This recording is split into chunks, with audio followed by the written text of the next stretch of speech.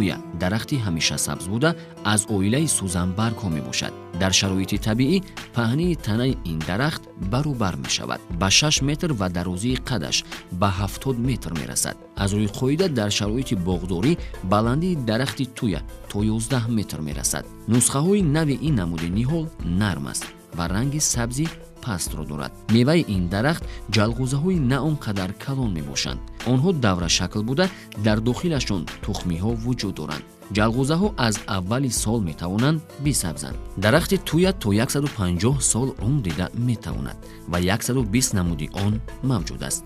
از سببی که این درخت غربی است می تواند سردی های سخت را نیز تاب آورد. پیش از شنانیدن نیهول آن اول باید زمین و جای را درست انتخاب کرد.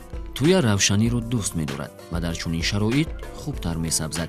اما در زیر گرمی زیادی آفتاب طاقت نمی آورد و شکلش را گم می کند. گرمی زیادی آفتاب برای زمستان گذرانی آن ضرر می رساند. فصل سرد را خیلی بد می گذراند. بنابراین تویا را اگر زیر سایه درخت دیگر شینانیم قولای است. وقتی شینانیدن نیهول تویا فصل بهار و تیر ماه می باشد. این نمودی رستنی نمی را خیلی دوست می دارد و بیشتر از روزهای سیرباریش بهره می گیرد. در شرایط باغداری برای خوب سبزیدن تویا به آن زیادتر آب دادن لازم است. اگر شاخچه های تویا را تیز تیز بریده کوتاه کنیم وی همان قدر زیبا می شود و شکلش پددار و سرشاخ می گردد. این نمودی رستنی را بیشتر در امریکا پرورش می کنند. امروز درخت تویا را در وطن ما نیز پرورش می کنند و در باغ و گلگشت ها دیدن ممکن است که زیبایی و سرسبزی آن به نظر خیلی دلربا می نماید.